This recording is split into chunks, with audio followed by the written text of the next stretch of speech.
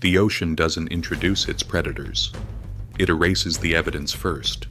No warning, no survivors, just gaps in the record. Sailors didn't describe what attacked them. They described what was missing afterward. Ships, crews, entire routes. Two names kept surfacing across centuries, across cultures that never spoke. One from the north, one from the deep, the Kraken, and Cthulhu. Not monsters, not myths. Two systems of destruction that operate differently, but end the same way, with silence. Wait, what if the reason we never see them together is because one erases the other? The Kraken isn't a god. It doesn't demand worship. It doesn't sleep between eras. It hunts. Early accounts describe it as an event, not a creature, a sudden rise, a pull, a pressure change so violent, it mimics land collapsing into the sea.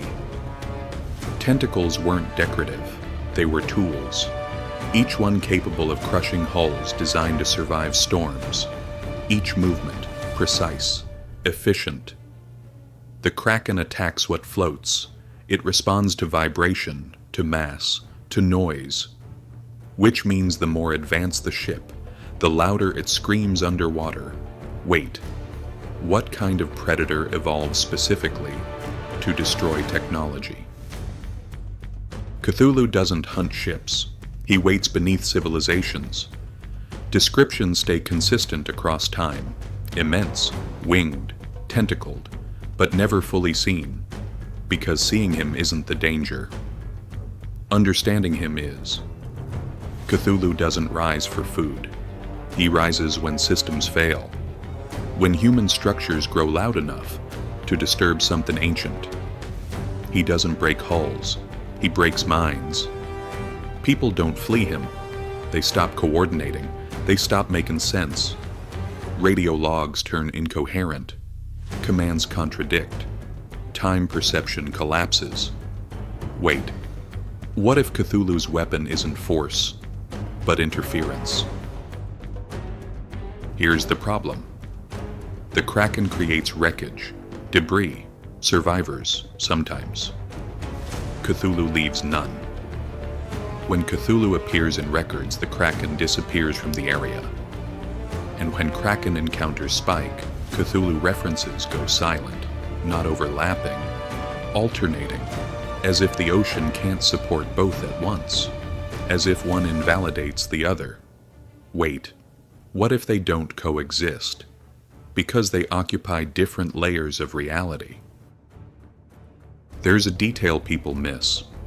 The ocean doesn't just hide bodies, it edits timelines. In the Kraken cases, the story breaks after the impact. Wood splinters, metal bends. Something physical admits it happened. But in the Cthulhu cases, the story breaks before it happens. Logs don't show a fight, they show a drift. A minute where the crew stops reporting the same reality. Two officers describing different skies, different headings, different time. Not because the instruments failed, but because their agreement failed. And that's why the pattern matters.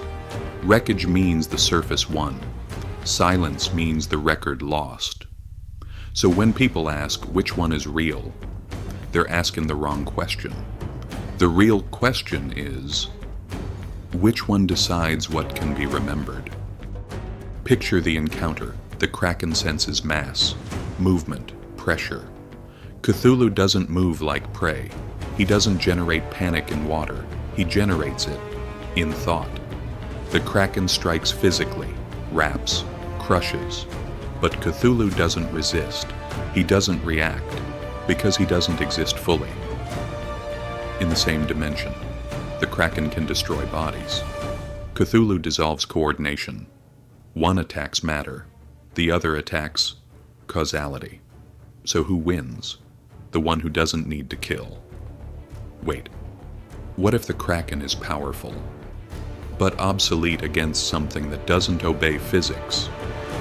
We mix them up because we need monsters to behave like animals, but these aren't animals. The Kraken explains ship losses. Cthulhu explains why no one understands them afterward. When wreckage is found, Kraken. When nothing is found, Cthulhu. When radios fail, maps contradict and crews argue themselves into disappearance, that's not teeth, that's interference. Wait. What if every sea monster story is actually us mislabeling different failure modes? Modern ships think they're immune.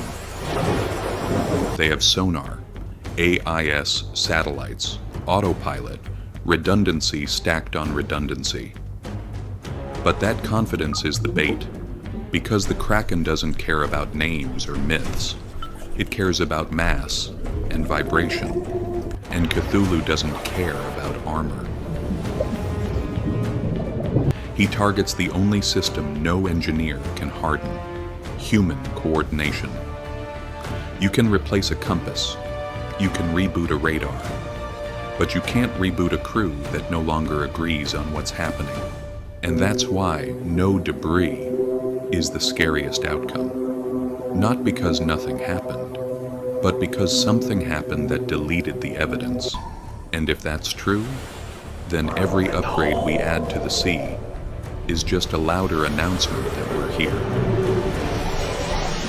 So no, Cthulhu doesn't fight the Kraken, and the Kraken doesn't challenge Cthulhu. They don't compete, they filter. The Kraken removes ships, Cthulhu removes explanations. One clears the surface, the other clears the record. And the ocean keeps both, because together they ensure one thing: we never learn enough to stop going back. Wait, what if the sea doesn't kill us? It just selects how we're allowed to vanish. Next time we isolate the most dangerous part. Not the tentacles, not the wings, the signals, the radio fragments, the moments where human certainty collapses before impact. Because if Cthulhu controls confusion, and the Kraken controls force, which one do modern ships actually fear?